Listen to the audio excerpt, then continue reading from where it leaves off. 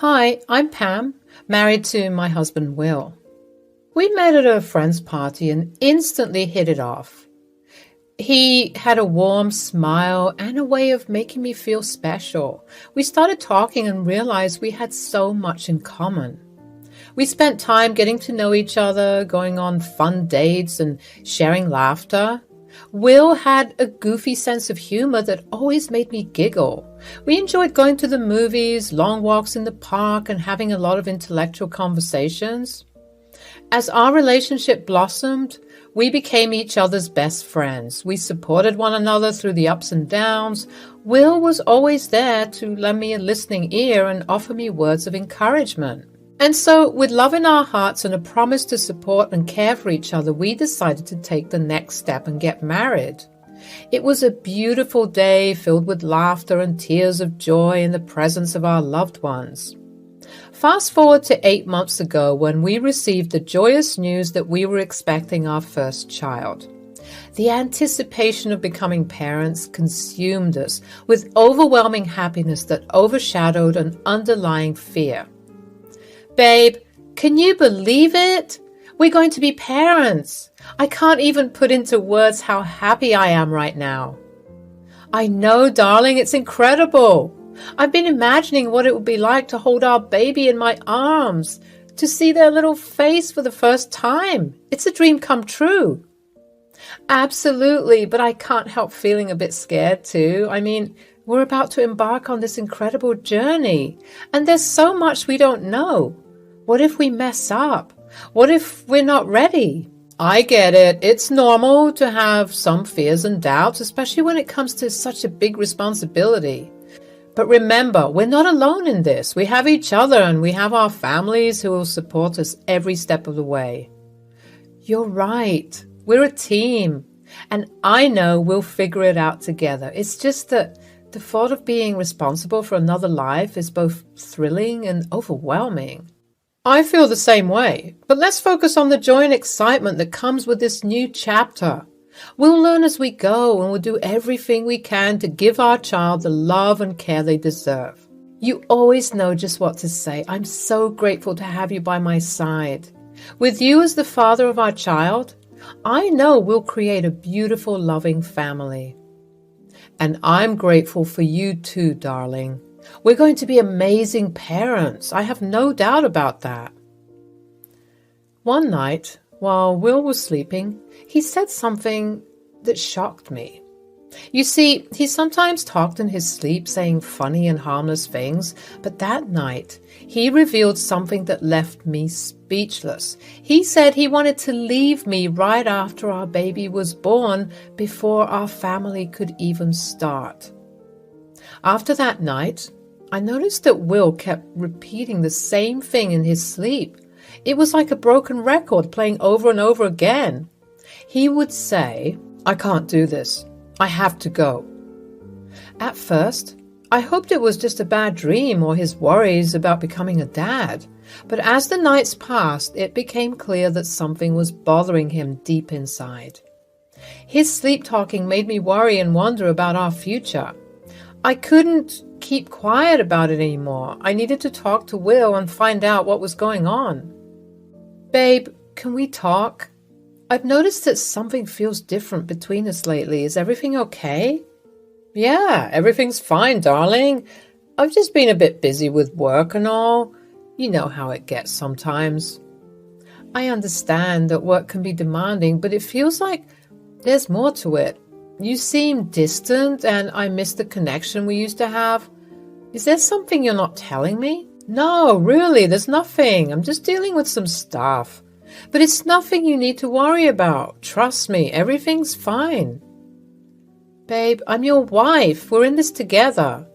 When you're struggling or going through something, I want to be there for you. Please don't shut me out. I can sense that something's bothering you, and I just want to help. I appreciate your concern, but I assure you there's nothing for you to worry about. It's just a rough patch, and it'll pass. Let's not make a big deal out of it. I love you, and I want us to have open and honest communication.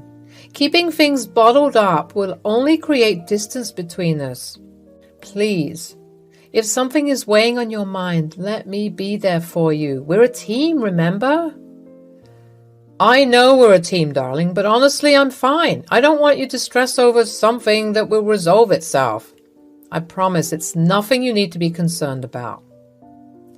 Okay, I'll respect your wishes for now, but please remember that I'm here for you no matter what. We're partners and we can face anything together. Just know that you can talk to me whenever you're ready. Something changed between us.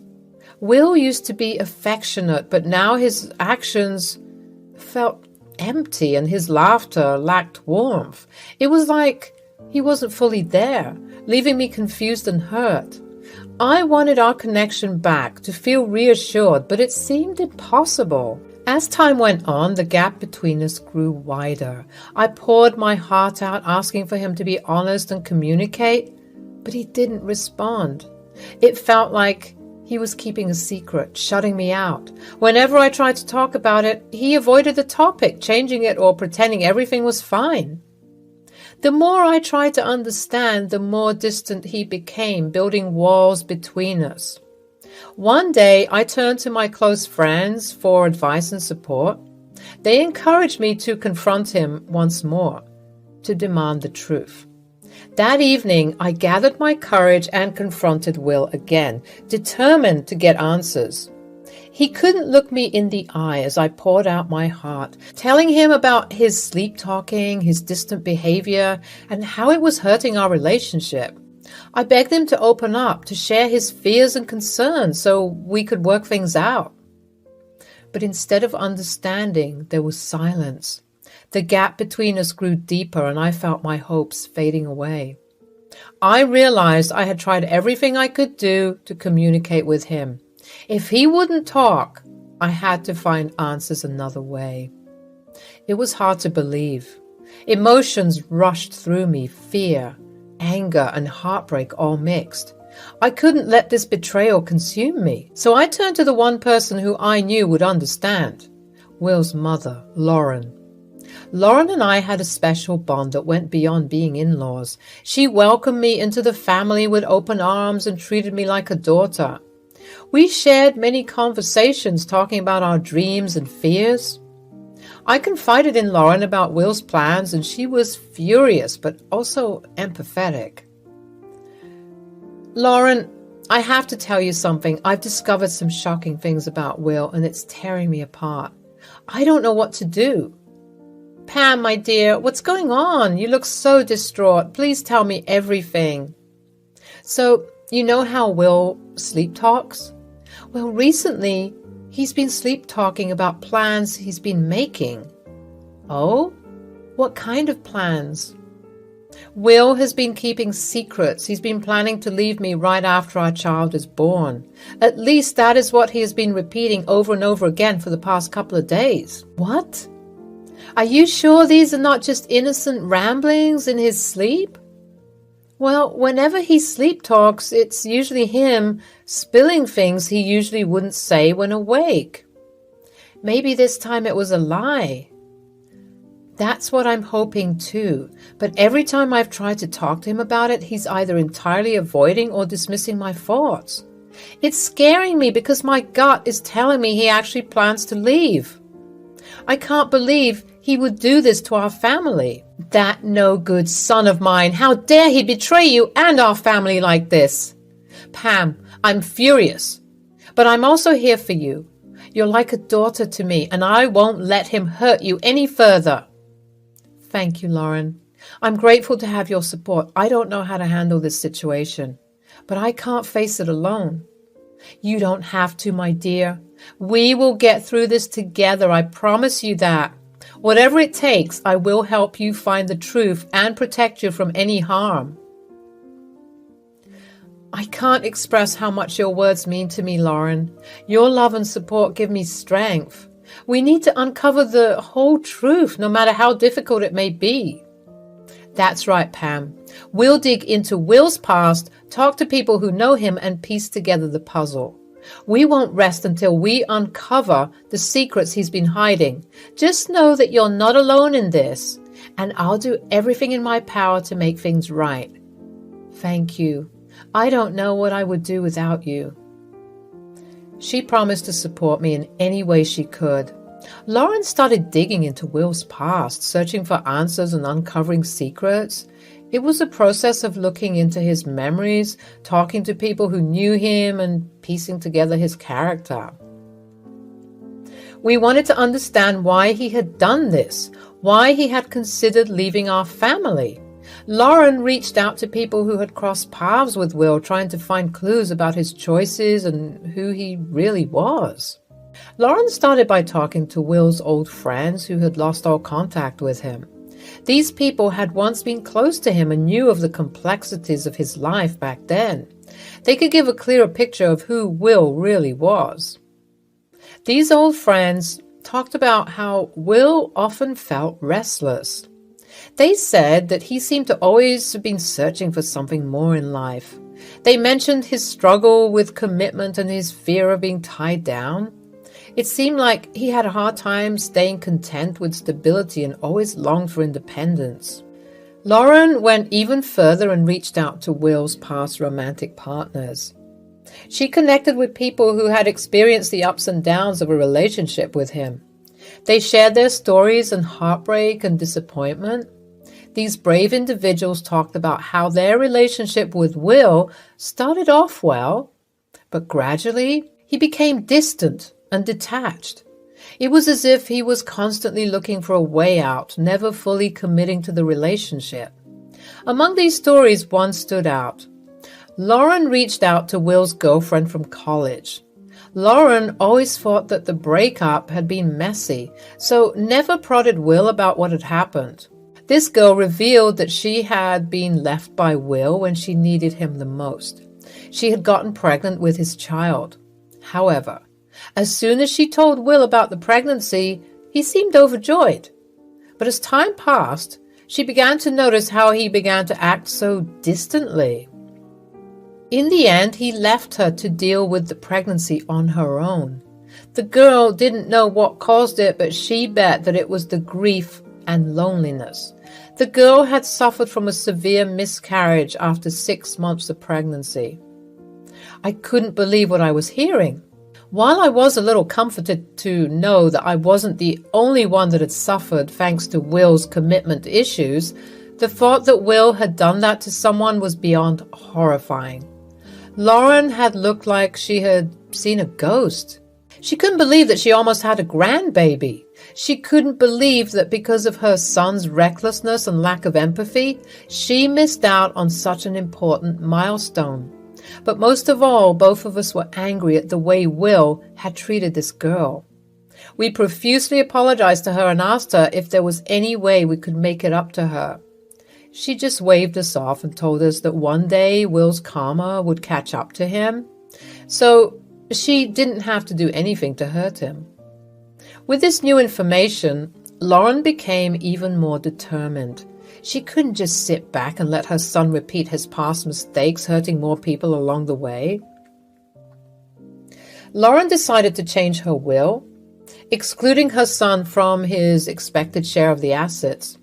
It was a well-thought-out move, a consequence that would make him face the impact of his choices. She wanted to protect me, her daughter-in-law, and our child from the pain of abandonment that had haunted Will for too long. I can't thank you enough for your unwavering support and love during this difficult time. You've been my rock, and I'm forever grateful. My dear, you and our grandchild mean the world to me. I've made a decision that I want to share with you. I'm changing my will to exclude Will from his expected share of the assets. Lauren, that's a big step. I appreciate your consideration, but I don't want to cause any family conflicts. I understand your concern, but please listen to my reasoning. I want to ensure that you and our grandchild have something secure, something that won't be dependent on Will's choices. I've always assumed that everything would go to you automatically, being his wife and the mother of his child. But recent events have made me realize that we can't rely on that assumption. Lauren, I can't express how much this means to me. Your love and protection are truly remarkable. But what if Will changes? What if he realizes the gravity of his actions? My dear, I hope with all my heart that Will does change and becomes the loving and committed husband and father you deserve. However, even if he does change, I don't want to leave anything to a man who could so easily abandon a woman with a child to fend for herself. This decision is not meant to punish him, but rather to ensure yours and our grandchild's security and well-being. I got it. Your intentions are clear, and I'm touched by your thoughtfulness. It brings me comfort to know that you're looking out for us, and I'll forever cherish your support and love. You're like a daughter to me, Pam, and I'll always be here for you. So I'll do everything in my power to protect and provide for you and our grandchild. Just know that no matter what happens, my heart and my home will always be welcome to both of you. I talked to Will again because I couldn't shake the feeling that something else was going on. This time, I brought up something painful from his past, how he had left his ex-girlfriend when she was pregnant. When I said it, I saw the shock on his face, and he couldn't believe it. He tried to comfort me and save our relationship. He denied wanting to repeat his past mistakes and told me not to worry. He seemed desperate and scared of losing everything he cared about. At that moment, I felt a glimmer of hope, wanting to believe he had changed. I hoped our love could overcome his past mistakes. I held on to his promises, hoping for stability and security. But fate had other plans. A week before my due date, as I packed my hospital bag, curiosity got the best of me. In my fear and suspicion, I couldn't resist and looked into Will's journal. I knew it was wrong to snoop, but I couldn't stop myself from reading it. As I read his journal, I felt shocked. The words revealed the awful truth. Will had planned to leave me and our baby, just like he had done before. The entries explained his cold and calculated intentions, wanting to escape his responsibilities as a father and abandon our family. It hurt so much to see his true feelings written down. He wanted to end our marriage, but he stayed with me during my pregnancy. He felt trapped and just wanted to be free. It was devastating to learn the person I loved could plan to hurt us like this.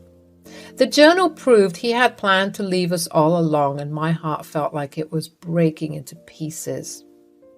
I knew I couldn't continue down this path. I couldn't keep clinging to false hope and empty apologies. I had to protect myself and my unborn child from a future of uncertainty and abandonment. With a heavy heart, I made the painful decision to cut all ties with Will.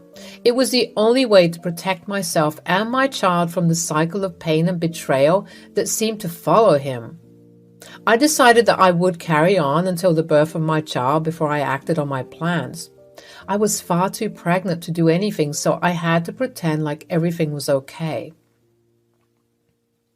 Time passed and our precious child was born, bringing immense joy to the room. The day I was discharged from the hospital marked a turning point in our story. With the revised will and divorce papers in my hand, I talked to Will immediately. I handed Will the envelope containing a copy of his mother's new will and the divorce papers. He looked shocked as he read the contents. His face was drained of color. He staggered back. He gave in to the overwhelming shock and fainted. Chaos erupted in the hospital room as nurses rushed to his side, desperately trying to revive him. Amidst the chaos, I stood there feeling very satisfied and very much like I was a winner. My revenge was complete, but I knew it didn't end there. When Will regained consciousness, confusion clouded his mind as he struggled to make sense of the situation. As the haze lifted, he saw the anger and disappointment in my eyes. It made him realize that his actions had brought about this aftermath. "How dare you do this? You dragged my mother into this too?" "I didn't do that at all. In fact, this was all your mother's plan." "I thought we were good. I thought we were going to forgive and forget." "I couldn't do that. I know it was wrong, but I looked through your journal. Nobody who loved their partners would ever write such disgusting and elaborate plans of leaving their vulnerable partner. Why would you do that? That's a gross invasion of my privacy. I'm only sorry for that. I would much rather only be sorry to you right now than be sorry to our son, also when you eventually leave us. You've shown me your true colors, and I hate it. Please, just you watch. You come running back to me the second this child gets too expensive for you. I doubt it. Okay, fine. I have to admit that I'm sorry, baby. I didn't know what came over me at that moment. I guess I was just having a rough week. Please, don't leave me. I'm nothing without you. I almost gave in to Will's pleas again, but then I remembered the way that he had switched tactics so fast from belittling me to begging me just so he could keep me around. That was not okay. I knew if I went back to him, it would only get worse. Today, I am a survivor. I don't let that heartbreak define me anymore. Instead, I focus on the strength I found within myself. Revenge, when used wisely, can help us grow and become stronger. Remember, no matter how hurtful the betrayal, there is hope for a better tomorrow. Stand tall, be strong, and let your revenge be the stepping stone to a brighter future. Hi, I'm Wanda and I'm 33, and I too would like to share my crazy revenge story. Alright, so let's talk about my life with Liam. We've been married for a solid 10 years, and for the most part, it's been smooth sailing. Well, except for this eensy-teensy problem, my mother-in-law. Now, don't get me wrong, I love Liam to bits, and that's why I put up with all the crazy stuff his mom pulls. You see, Liam is Tabitha's precious baby boy, and I mean precious. He's the only boy in the family, and she has this weird obsession with him. It's like he's the last slice of pizza, and she's afraid to share him with anyone. From day one, I noticed Tabitha's overbearing nature. She'd constantly baby him and coddle him even when he was well into adulthood. Liam didn't like it one bit, and he'd often tell me how his mom had scared away his previous girlfriends with her antics.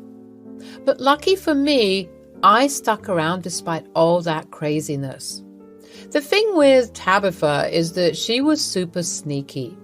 She won't outright tell you she doesn't like you. Instead, she'll get close to you and try to learn all your weaknesses, and once she knows them, she's not afraid to use them against you. Liam would try to talk some sense into her and ask her to stop meddling in our lives, but she wouldn't listen. She'd just give us this innocent smile and then go right back to her shenanigans. It was like a never-ending battle, and honestly, it was exhausting. But hey, when you love someone, you learn to tolerate their crazy family too, right? Right. Thankfully, once Tabitha realized that Liam and I were serious about each other, she surprisingly toned down her crazy antics for a while. I guess she finally saw that I wasn't going anywhere and she couldn't easily scare me away. I mean, I'm tough as nails, and I wasn't going to let her interfere with our relationship. Liam and I were so relieved when she calmed down a bit. We finally felt like we could be a normal couple and enjoy some alone time without her constant meddling. It was like a breath of fresh air. But you know how it is with family. Even though Tabitha stopped being as crazy now and then, about once or twice a year, she would come up with some excuse to stay over at our place for a month or two. It was always something like her house being fumigated, or having an infestation, or smelling bad, etc. Any excuse she could find for not wanting to stay in her home. I mean, come on. It was obvious she was making things up just to stay with us. But here's the thing. We understood. Tabitha was a widow and she was lonely. Liam was her only son and she loved and missed him dearly. So even though we knew she was making up excuses, we didn't mind having her over. We knew she was harmless at that point and wasn't trying to sabotage our relationship anymore. So we'd welcome her with open arms and make the best of the time we had together. It wasn't always easy, but family is family, right? Hey, babe. What's up?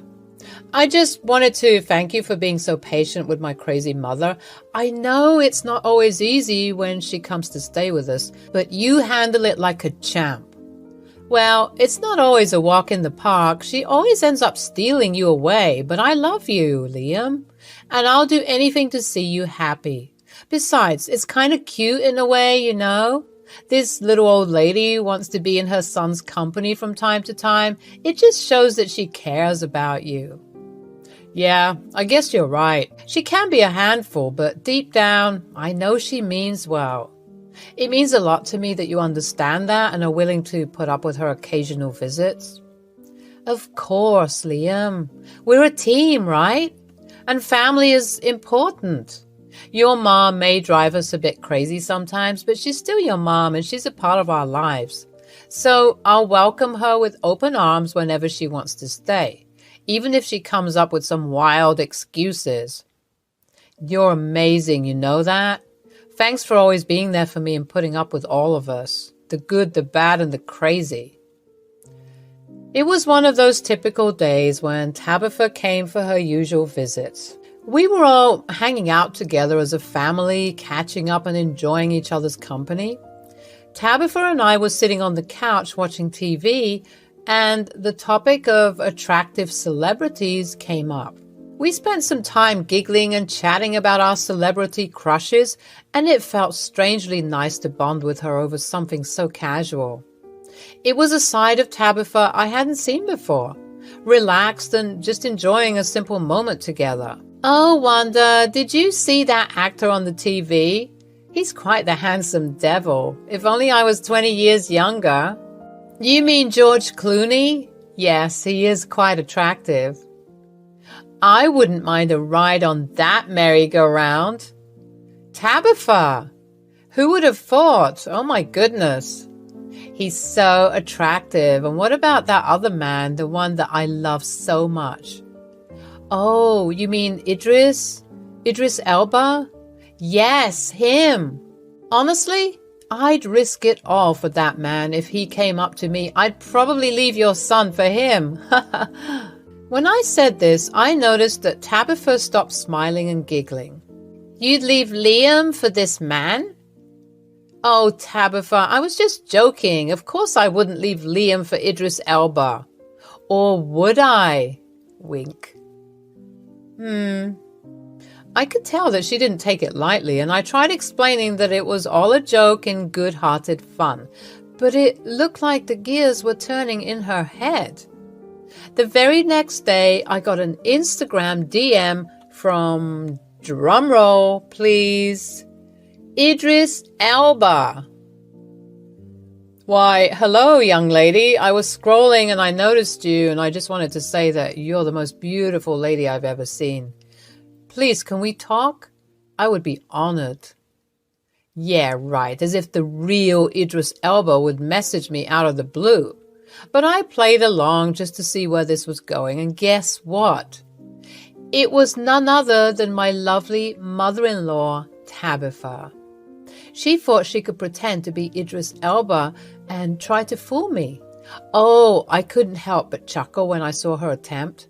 The fake account had no blue verified checkmark, 0 followers, 0 pictures, and the one follower on that account was Tabitha herself. I mean, come on. Did she think I wouldn't figure it out? Her attempt at tricking me was adorable. Babe, you won't believe what happened. I was chatting with your mom yesterday, and we got on the topic of celebrity crushes. You know, just having some harmless fun. Uh-huh. Well, we were talking about some celebrities we find attractive, and she mentioned Idris Elba. And then I said that I would leave you for Idris. What? Hey! Sorry, not sorry, babe. Okay, I don't blame you. And then what happened? So after our chat, I got a message on Instagram from Idris Elba. Wait, really? No, of course not. It was your mom, Liam. What? How does she even know what Instagram is? Beats me. Looks like she figured it out, though. How do you know it's her? Okay, first of all, look at the DM. Does this sound real? Liam read the text and burst out laughing. And look, the account has 0 followers, 0 pictures. It's not even verified, and Tabitha was the one and only follower. That's hilarious, but why is she texting you as Idris Elba? Yesterday when I mentioned that I'd leave you for Idris, she got real serious and stopped laughing. Oh. Yeah, I think she thought I was being serious about leaving you for Idris. And you know your mom, she's obsessed with you. So I guess this is her way of testing if I'm going to take the bait. No way. Mom went all out with this one. I'm still impressed at the fact that she managed to use a smartphone. Mom's got some wild imagination, I'll give her that. But honestly, I think she's just having some fun. She loves you and knows you're not the type to fall for something like that. I don't know, babe. I think she thinks she's doing some real detective work. I know she's trying to catch me doing something so that she could come and report it to you. Okay, so what's the plan now? Well, I might keep playing along a bit. I mean, it's not every day you get the chance to pretend you're being wooed by Idris Elba.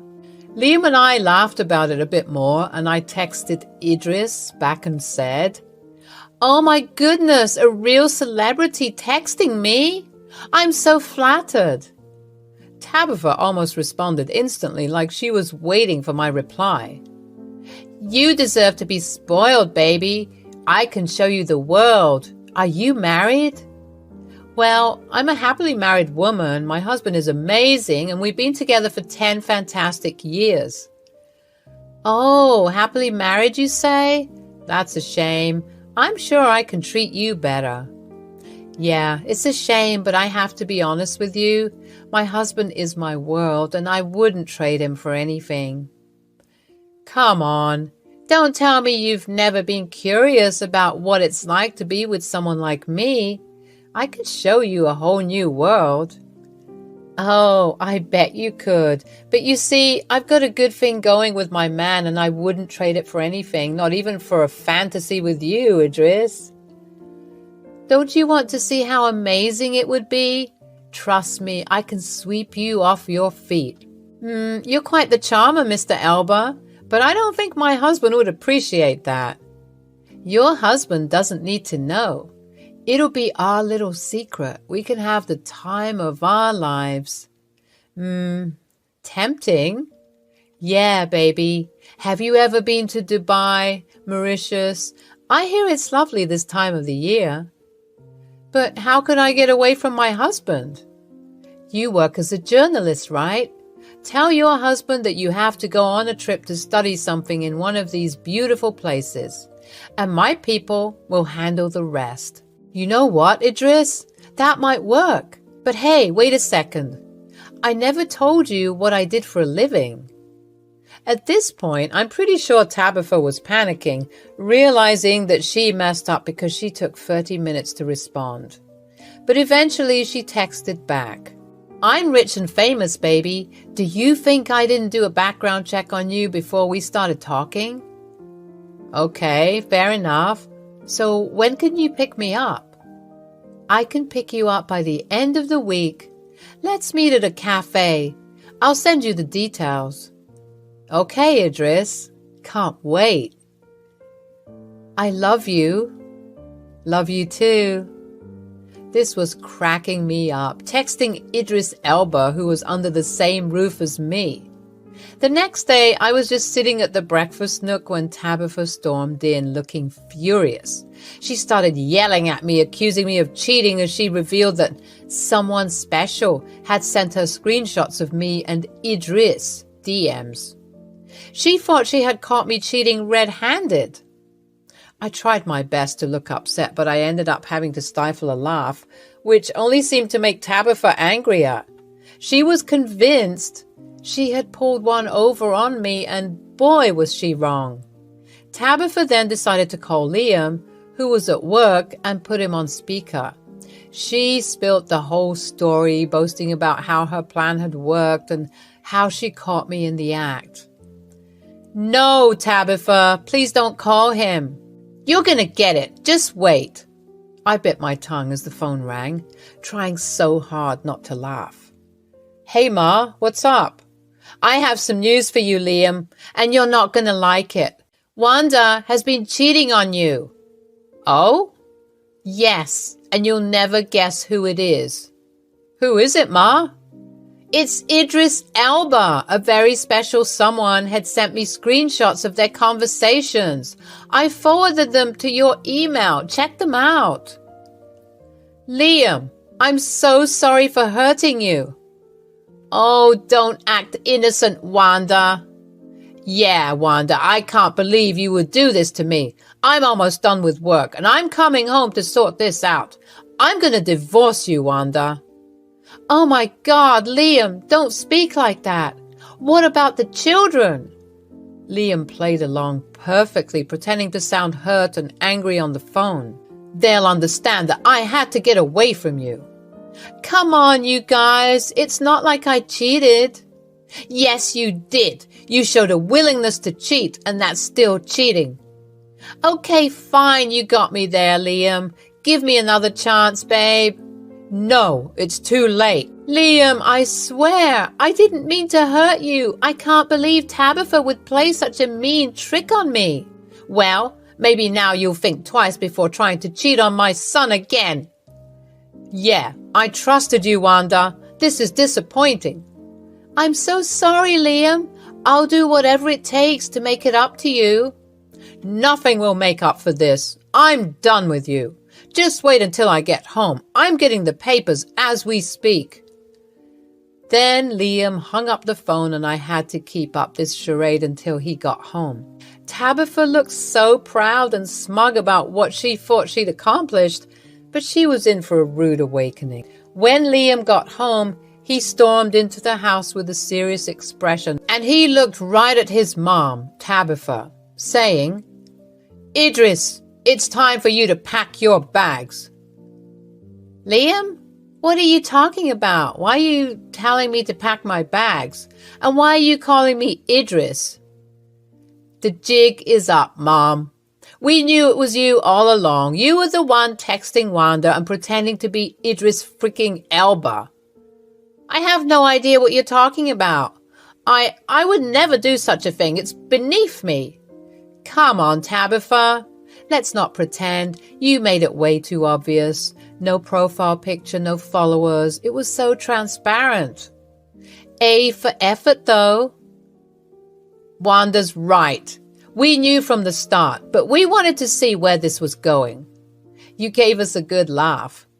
"Okay, fine, it was me. I just wanted to test Wanda's loyalty." "Test my loyalty? All because I made some stupid joke about Idris Elba? Liam and I have been married for 10 years. When will you accept that I'm not going anywhere?" "Mom, this has got to stop. We can't keep going through this. I thought you'd changed." "I don't know what you want me to say, Liam. You're my baby boy and I love you." "Aw, I know, Mom, but I'm a grown man. You can't keep trying to coddle me and test my relationship. I love Wanda and she loves me. You're wasting your time when you do these things." "Tabitha, we love having you around, but you need to stop these games. We're a family, and you can't keep trying to sabotage that." "Wanda's right. We need some boundaries until you can fully accept our relationship." "This isn't right. How can you kick your mother out?" "Mom, please don't make this difficult." Tabitha packed her bags with a mix of anger, disappointment, and understanding. It was a tricky moment, but Liam and I knew it was necessary. Do you think we've been too easy on her over the years? Probably. I mean, that's why she did what she did, isn't it? She was digging for any excuse to get us to break up. Yeah, it's crazy. Maybe you need to check your mom into a mental hospital or something. Hey, ouch. I'm not trying to be funny. I'm being serious. Someone who would go to such lengths can be dangerous. We had good fun because she's a little old lady. She can't hurt us if she tried, God bless her soul. But I feel like some deep attachment issues need to be discussed. You're probably right. I was glad that Tabitha got this much-needed wake-up call. She was always acting like she could get away with things just because she loved her son. And as much as this was something I found funny and played along with, someone who is willing to sabotage something for no good reason needs to be taught a lesson.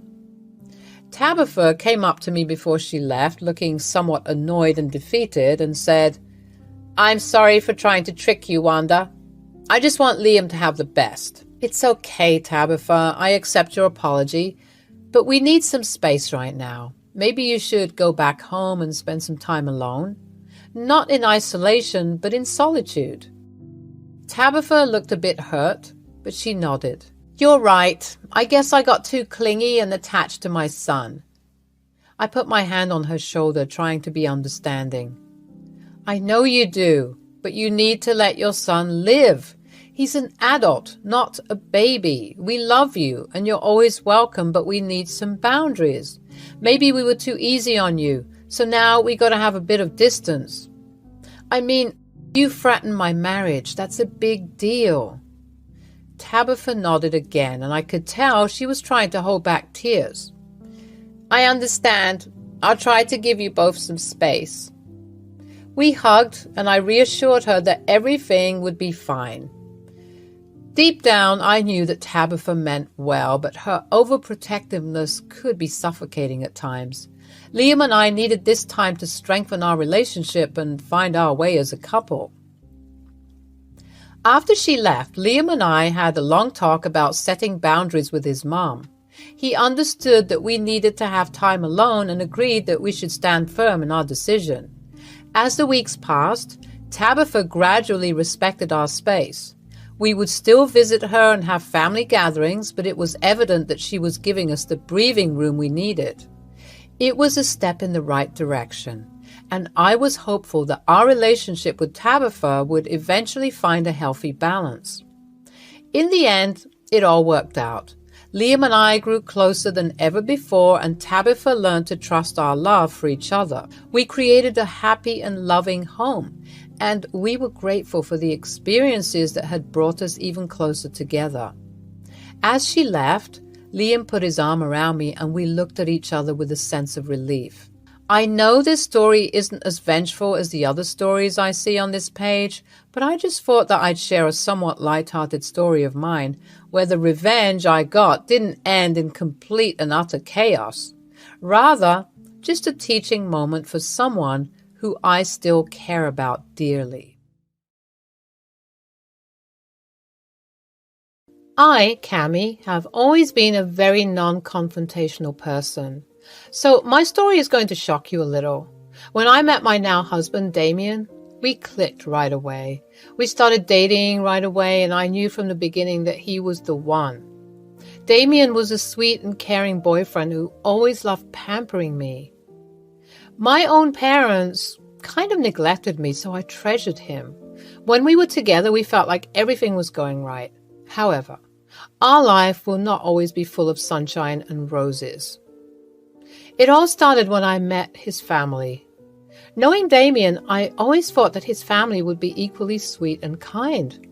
Turns out I was wrong. What I didn't know was that he came from a very patriarchal family. His Orthodox father, Bob, was a conservative man with a stubborn attitude. When I met him, he made all sorts of weird comments about me. He said, "So, Cami, I hear you want to become a nurse." "Yes, Bob, my grandma was a nurse and she inspired me to join this field. I'm a little worried about getting a good scholarship. It's my dream to get into the best nursing school in the state." "Cammie's a very good student, Dad. She's one of the top performers in our class. I take her help when I'm stuck with something." "What does it matter if she's a good student? She's a girl." There's no use for her to go to college. Cammy, don't you think you're better off doing something else, like baking or something? No, Bob, I want to be a nurse. It has been my dream since I was little. Well, it's time to grow up now. If you become a nurse, you'll hardly have time to take care of my son. I don't know why he's encouraging you. Dad, I can take care of myself. It's not the 90s anymore. We will be fine. Quit criticizing Cammy about her goals. Bob didn't care what his son said. He went on interrogating me and asking me absurd questions. From the way he spoke to me, I knew he didn't think much of me or anyone from my gender. I was starting to get agitated but held my tongue. As I said, I am a non-confrontational person and usually want to keep the peace. Damien was also shooting me apologetic looks the entire evening. His younger brother Charlie didn't speak much but seemed to be a little better than his dad. When dinner was finally over, Damien offered to drop me home. He was constantly apologizing for his father's behavior. He said, "I'm so sorry, Cammy. I know my dad really upset you today. He's very old-fashioned and just won't change his thinking. I've tried. Ever since Mom left us, he got even worse. Sometimes I think he takes out that anger on other people." It's okay, Damien. Your father's rudeness has nothing to do with you. I am not blaming you one bit. I'm just a little disappointed in him. Just give him a chance, Cammy. I'm sure he'll come around. He just needs to see what an amazing person you are. We talked about the dinner and agreed that it was too early to worry about his dad. Our relationship was still very new and we didn't know what the future held. Bob, however, did everything to convince me to give up my studies. It's like he had an obsession with me being a housewife. I told him multiple times that I wanted to work and be a nurse. He never really seemed to listen to me. After graduation, I and Damien finally got into our dream colleges. He pursued a degree in architecture and I started a nursing program. I and Damien lived close by, but avoided staying together. I had a very hectic schedule and didn't want to be distracted. Damien was still living with his dad and Bob didn't want me in the house. Things were slowly getting better after Damien got his place. With graduation near, Damien decided that it would be the best time to propose. He popped the question the day after our graduation. We were ecstatic and looking forward to telling our family. My family, as usual, was very dismissive about the entire thing. Nonetheless, they were happy for us. When we told Damien's family, his initial reaction appeared to be happy. However, soon his reaction changed drastically. He said, "So, now that Damien has proposed, I hope you'll finally grow some sense." What do you mean, Bob? I don't understand. I mean, you're going to marry him anyway. There is no need for you to work anymore. My son already got a good job, and I'm sure he can take care of you. He did get a good job, Bob, but I want to be independent, and you know this was my goal all along. Don't tell me you're still stuck in your stupid dream. It's childish. Once you're a married woman, you need to be home and take care of your family. I hope you are not one of those child-free people. Dad, it's too early to talk about kids. Besides, what we do in our married life is none of your business. Cammy will join her job. In fact, she is starting next month as a new hire. Don't be ridiculous, Damien. You know how our family works. Also, you are the eldest son. You need to give me an heir. I would expect you two to start trying for kids soon after the wedding. Cammy's job won't be a good look for our family. How is she going to manage the house anyway? You will be left with all the chores and childcare. That's not what men do. Bob, I will manage everything just fine. We will split the chores. It's not like I will neglect Damien and our future family when I work. You can have faith in me. That's easy for you to say. No wonder your parents don't keep in contact with you. If you were my daughter, I wouldn't let you join college anyway. Bob's words were incredibly hurtful to me. I genuinely thought that he was going to change. However, it seems that he will always see me in a bad light just because I am a woman. At this point, I was ready to cut him out of my life. He was even criticizing Damien for not keeping me under control. It was bizarre. However, when I talked to Damien about the situation, he said, "Cammy, I know Dad is not the nicest person, but he is still my dad. My mom had already abandoned us. I can't leave him too. Besides, I have to think about Charlie. He needs my help right now." "But Damien, I can't be around your toxic dad anymore. Did you hear what he told me? Do you think we should reward this behavior?" "Absolutely not, Cammy. I don't support his behavior in any way. All I'm saying is going no contact is not an option. If you want, you can stay away, but I have to look after him and Charlie. I promised I wouldn't abandon them." "Fine, Damien. But promise me you will walk away when he becomes too much." "I promise, Cammy. I will always stand up for you when Dad bullies you. You can be sure of that." With that, I thought he had made the right decision. When Bob was informed about this, he did throw a fit. Bob started to berate Damien for allowing me to disrespect him. He wanted to be treated right, and I had to be a good daughter-in-law to him. Too bad I wasn't going to be the ideal daughter-in-law he had envisioned. Thankfully, his target for a prospective daughter-in-law changed when he met Laurie, Charlie's girlfriend. She was everything Bob wanted in a daughter-in-law. Needless to say, Laurie quickly became his favorite. He even started to favor Charlie for choosing such a nice girl. While I didn't care, I could tell that Damien was hurt. The worst thing was that Charlie and Laurie also joined Bob in bullying us. During our wedding rehearsal, they sat with us and criticized all my choices for the wedding. They also berated my husband for spending so much money on my demand. Charlie said, "Hey bro, your wife sure did milk you out of a lot of money. You need to get yourself under control.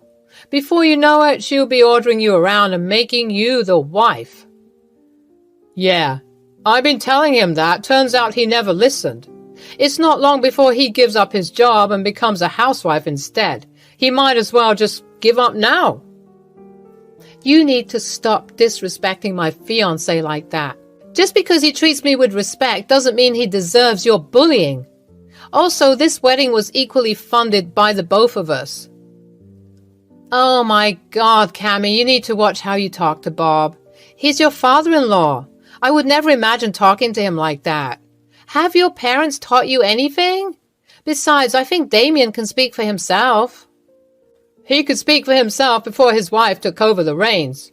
Bro, is your wife limiting your speeches as well?"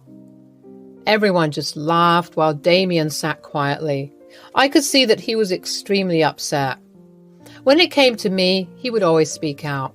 However, when people attacked him, Damien tended to just take the bashing. However, I wasn't going to let it happen. From then on, I swore I would grow a spine. Now that I'm married into this family, I won't let them bully us.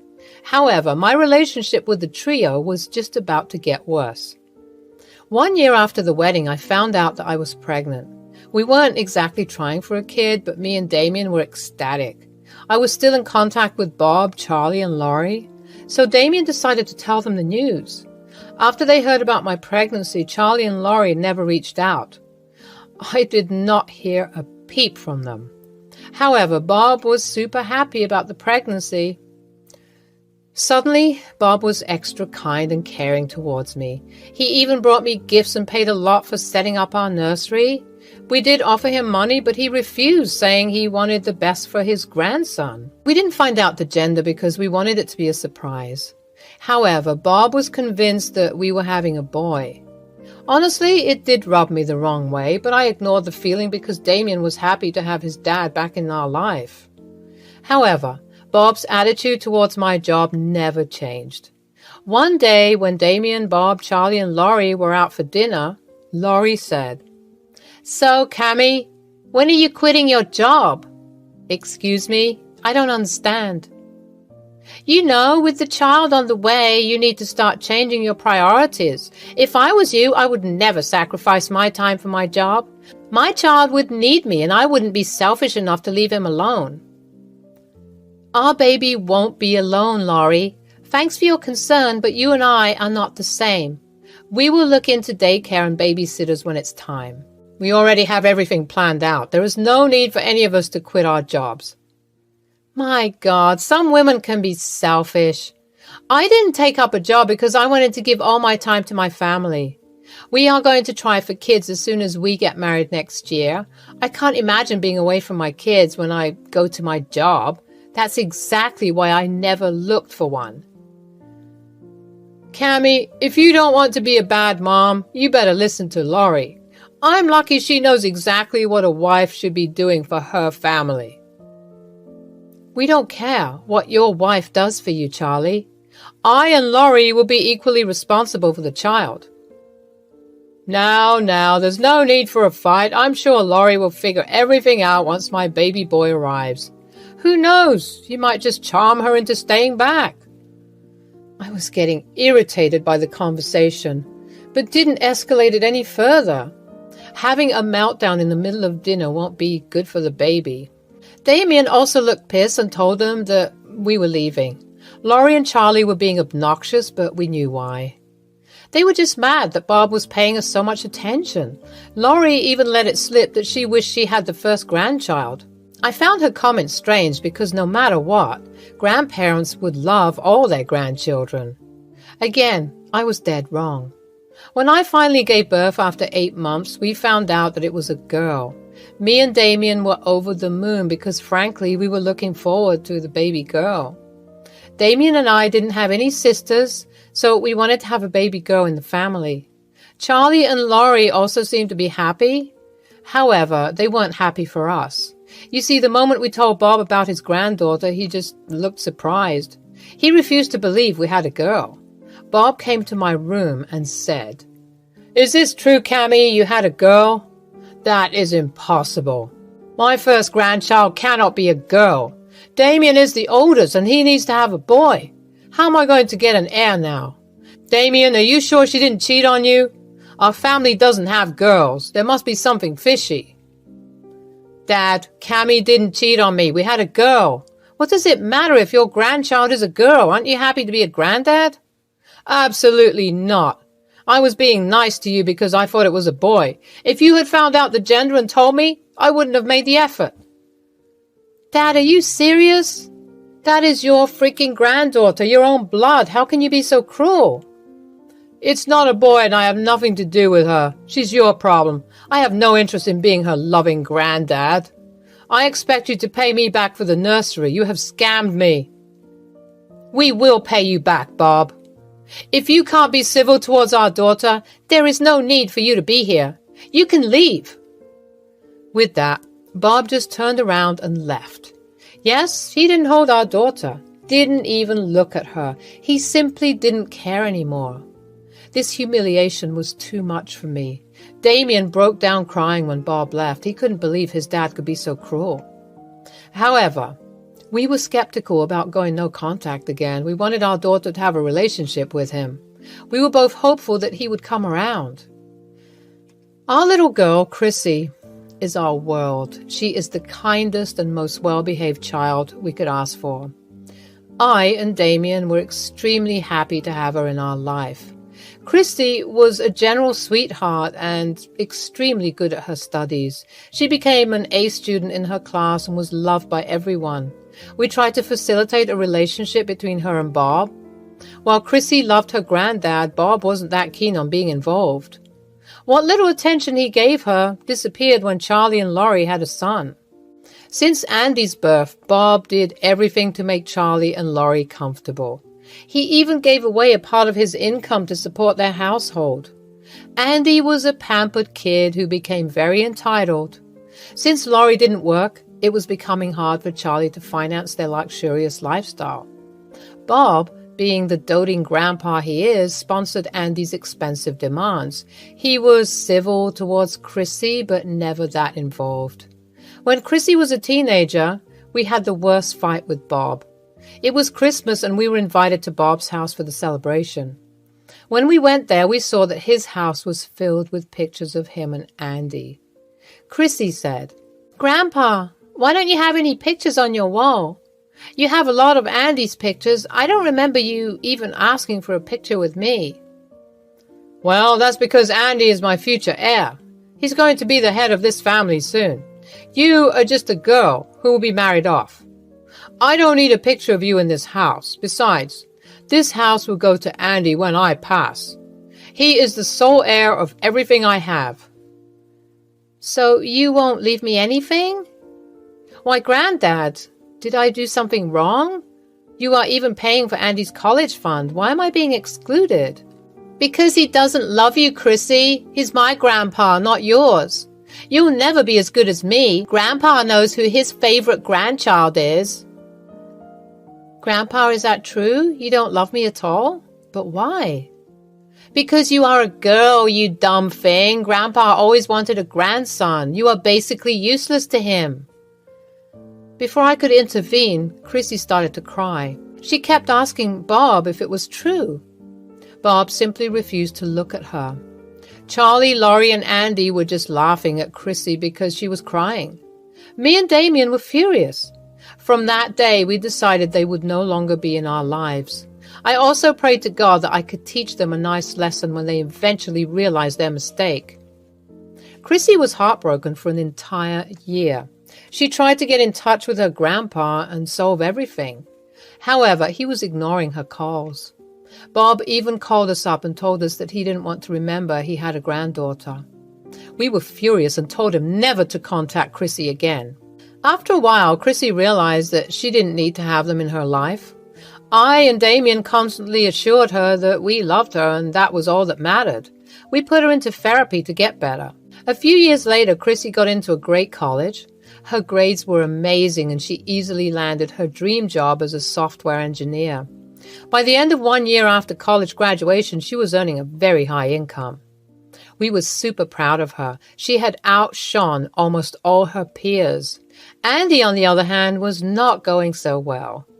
One day we suddenly got a surprise visit from Bob. He hadn't visited us since the Christmas dinner, so it was rather confusing to have him here. Damien was extremely mad and immediately told him to leave. However, I was really curious and wanted to hear him out, so I invited him inside. "What's the matter, Bob? You haven't shown up here since the Christmas dinner. Hell, you didn't even call us except to say you don't want to be in contact." "I know, I was just caught up with work. It's been years, so I thought I should visit." "Cut the crap, Dad. Just tell us what you want. I know you better than to expect anything pleasant." "I heard Chrissy has joined a big company as a software engineer, and I was hoping I could talk to her." "About what exactly?" "You see, Andy had dropped out of college. I did my best to support him, but he just wouldn't take his studies seriously. He blew through his tuition money on alcohol. I did take a mortgage on the house for his college, but he has spent it all. I was hoping Chrissy would be able to help him get a job." "Are you serious right now? You want Chrissy to vouch for your loser grandson?" "We are family. I'm sure Chrissy will want to help her little brother." "Wait here. I'll be right back." I went to my room and brought out my old phone. I didn't use it anymore, but it was special for a reason. I opened my phone and selected a picture. Then I showed Bob the picture. It was the same photograph of him and Andy that Chrissy saw in his house. Bob was speechless. I said, "If she is family, Bob, where is her picture? Do you even remember, or have you conveniently forgotten how you said she doesn't matter? You were the one who said you don't want a granddaughter. Suddenly you think she's your family?" "Look, it was a long time ago. We are still family. We don't hold grudges. Look, I even showed up at your house on my own. I will be happy to reconnect with Chrissy." "And will you include her in your inheritance, or is that still reserved for Andy?" "I don't have much anyway. I spent it all on Andy. The house is all I have left. Andy needs my help. His parents cannot support him anymore. They'll kick him out. I don't earn enough to support him now." "There is no way my daughter is helping your loser grandson. He doesn't even have a college degree. Do you think my daughter's company takes college dropouts? You must be kidding yourself. Andy deserves this. If only you hadn't coddled him so much, he would have at least had a job." "You made your bed, and now you need to lie on it. You decided to spend all your money on Andy. Chrissy had made it clear she would never help you out, even if it was the end of the world. I suggest you leave. We have nothing to say to you anymore. Bob left, but kept spamming us with calls. He was desperate for help. Turns out Andy has been living with him for the past year. He has already trashed his parents' place after they refused to support his unemployed ass. Bob, being the loving grandpa, had to take him in. However, he could no longer put up with his behavior. Bob even showed up at Chrissy's work to try and talk to her. Chrissy simply told him to leave before she called security. When Bob kept begging her for help, she agreed to give the money in exchange for the house. Bob refused to sell her the house, so she just left him there crying on the pavement. A week later, Bob called us and told Chrissy that he was ready to sell. He simply wanted Andy out of the house. He was planning to move far away where Andy couldn't follow him. Chrissy agreed to buy the house and the papers were drawn. When the sale finally happened, Bob did ask for a relationship with Chrissy. However, she told him that he had lost that right long back. Hi, I'm Megan, and this is my story. I'm 32 and I work in an advertising agency in San Francisco, California. I do not have kids because I was never really ready to be a mother, but I think I'm glad that I didn't have a child. My life was a mess after I got married. I think I'm one of the people out there who regret getting married. I was newly married, and in just 2 years it became an obnoxious way of living. I feel bad that my parents had to go through a shitty life because of me. They live with me in San Francisco. They have always been super supportive and guarded about my personal life to strangers. They didn't deserve this. This was truly my fault. I was a pitiful person who had no talent for recognizing people's intentions. I just found anyone nice to me an angel. When I sit here and write, I reminisce about the first proper time I met Jeffrey. It was an unremarkable afternoon when I first laid eyes on Jeffrey. I just started my new job at the advertising agency, and the air was filled with the buzzing sounds of ringing phones and the hum of coworkers engrossed in their work. Little did I know that this ordinary day would mark the beginning of a journey that would forever intertwine our lives. And of course, the day I put myself into the mess. As I navigated through the maze of cubicles, I noticed him, a tall, bespectacled man with an air of quiet confidence. Jeffrey. He had a kind smile and a genuine warmth that drew people in. It wasn't long before our paths crossed, as fate would have it, during a brainstorming session for a client's campaign. "You are the newbie, right?" "Yes, just joined." I must say it is a beautiful workplace and they have a great coffee machine. "Yeah, the place cleans up pretty nicely. Many people have commented on how the place can get once the real show begins. You get so many meetings to attend that are sometimes just an excuse to give boring lectures. But our employer is pretty chill." "How many breaks do we get here?" I need small breaks because my back gives up on me like anything." "Oh, really? Mine too." "There are good sitting areas around the office. You can always change your positions whenever you feel uncomfortable." "Okay. And the coffee machine is right there." "Well, which cubicle are you in? It's nice to get to know someone, and even better if you get to sit beside them." "Oh, yes. My den is the one in the first row, 3 seats on the left."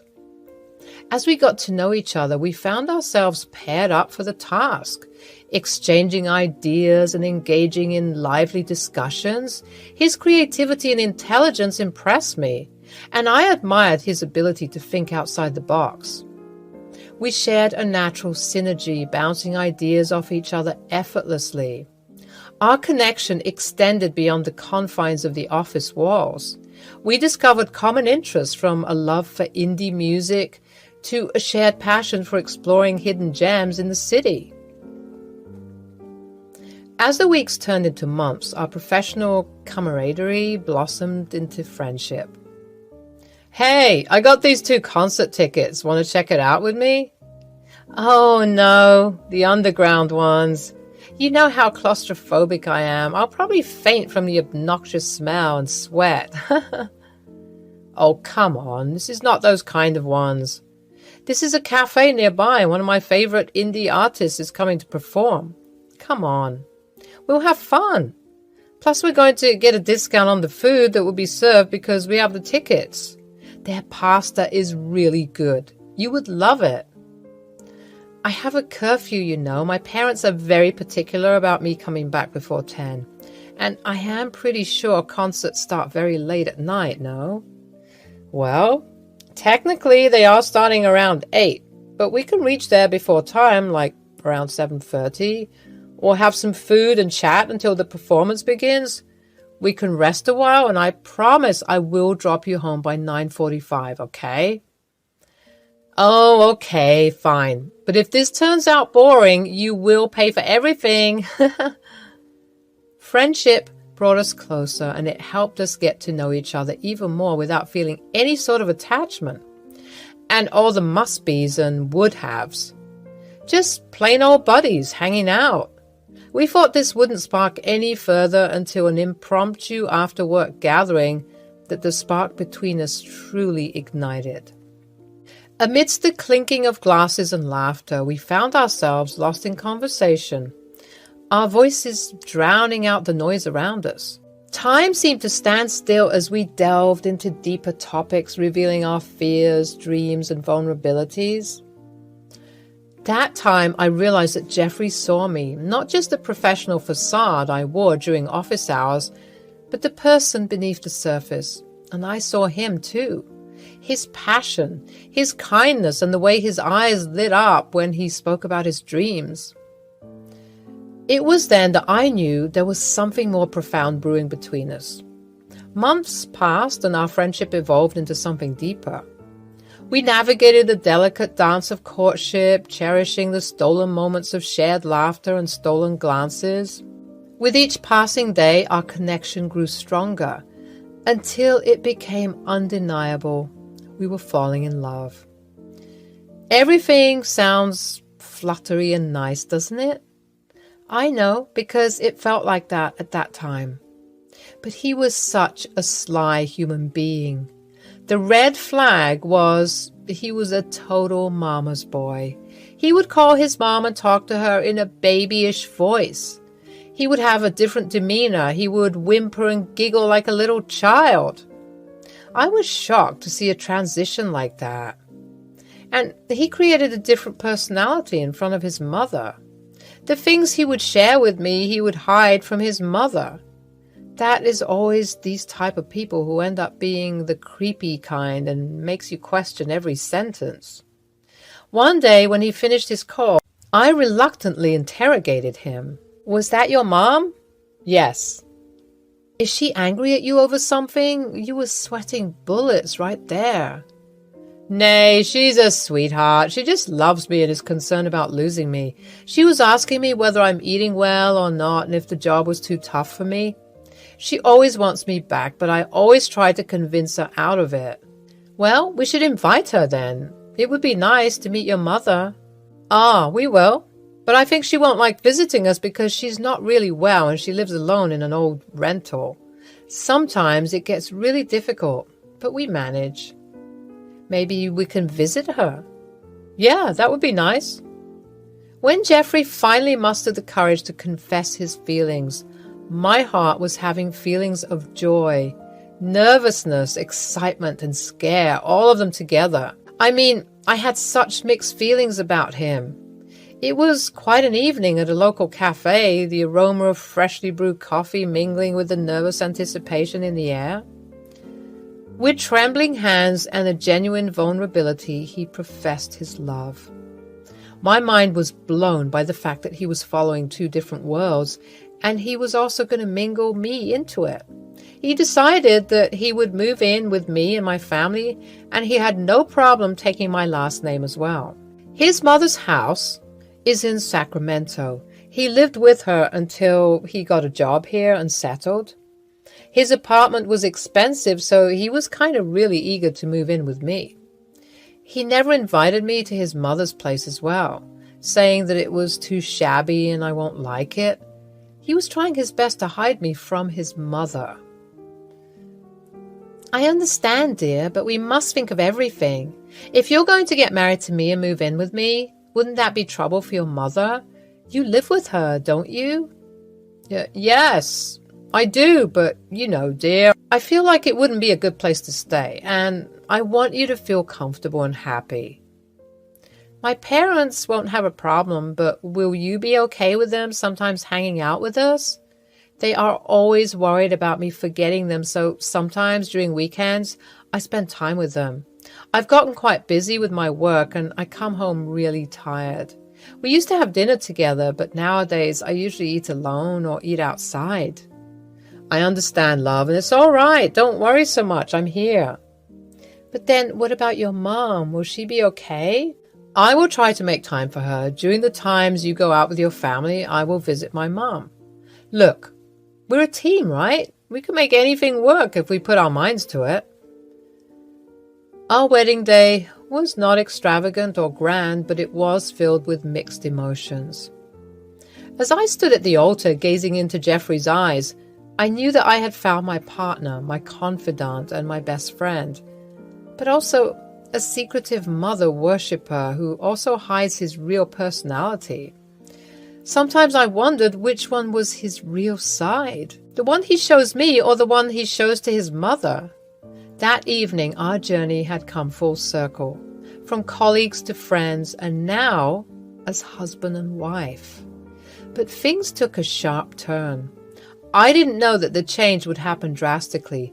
It felt like there was a small dent in our perfect picture frame. I find myself grappling with a peculiar sense of simplicity and monotony. Two individuals embarked on this marital adventure filled with dreams, hopes, and expectations.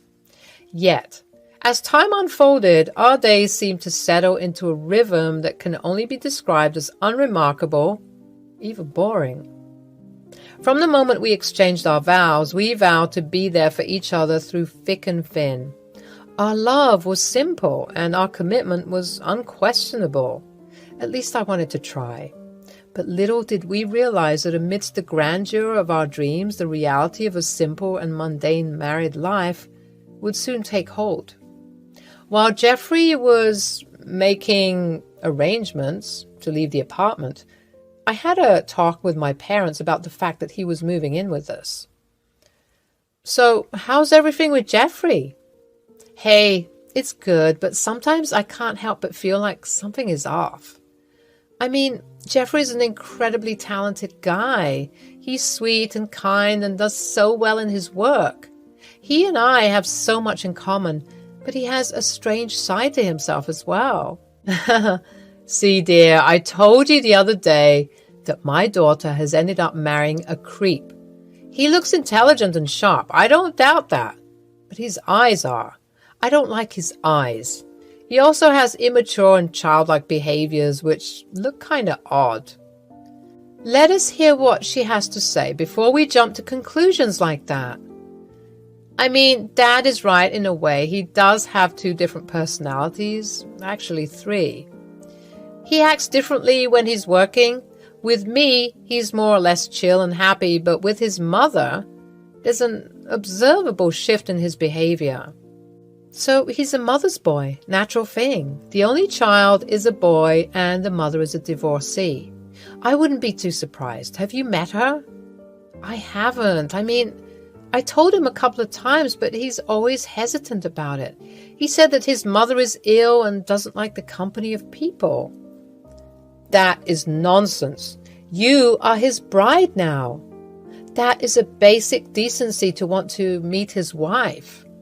I mean, I'm not saying that it is compulsory, but it is what you say, a courtesy. Oh yeah, one more thing. Jeffrey wants to move in with us. Like, he would bring everything from his apartment and... What? No, I don't like him. I feel like he would be using you, and why isn't he letting you stay with him? Not like that I want you to go away, but I need to see his terms and conditions. Apparently, he says that his apartment is not that well put, and he doesn't want me to feel uneasy. Strange. In the early days of our marriage, I noticed how often Jeffrey would consult his mother before making decisions, seeking her approval and validation. It seemed as though her opinion held more weight than mine, his wife. At first, I tried to brush it off, thinking it was just a result of their close relationship. But as time went on, I realized that it was much more than that. Jeffrey's mother, Martha, had always been a dominant presence in his life.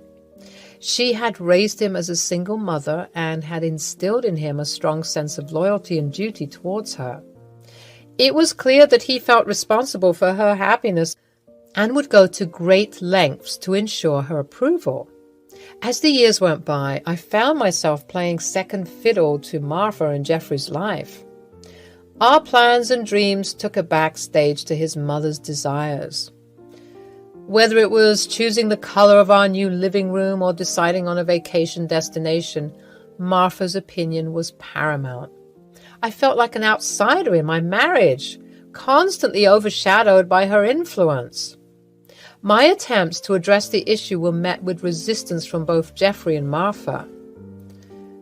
They couldn't understand why I was bothered by their close bond. They saw it as a sign of love and devotion, whereas I saw it as an unhealthy obsession that was slowly tearing us apart. Jeff, are we still going on that trip to Italy, right? It is our honeymoon. Yes, we are. Don't worry. I'll be booking the tickets soon. Your mother is not in immediate danger, right? No, not. She'll be fine. I took her to the doctor the other day. She's pretty stable. I think she'll be fine. It soon became clear that Martha held an intense dislike for me, and she didn't hesitate to manipulate her son in an attempt to drive a wedge between us. At first, I brushed off Martha's behavior as typical mother-in-law quirks, thinking that with time things would improve. But as the months went by, her actions became more calculated and hurtful. She would call Jeffrey and subtly undermine me, making disparaging comments about my character and constantly question my ability to be a good wife. Her disapproval loomed over our marriage like a dark cloud. It was heartbreaking to witness how easily Martha could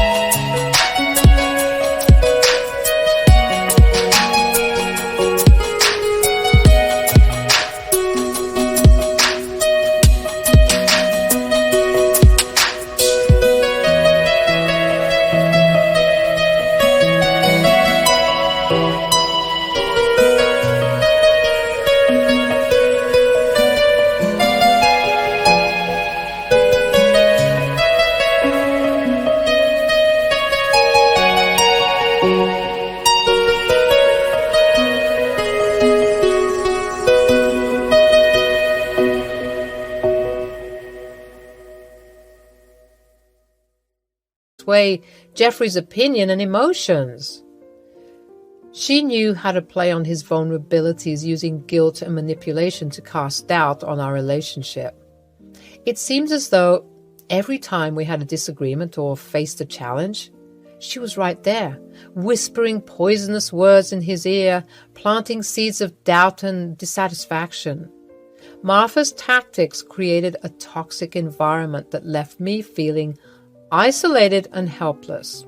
I desperately tried to maintain my composure and remain strong for the sake of our marriage. But her relentless campaign against me took a toll on my emotional well-being.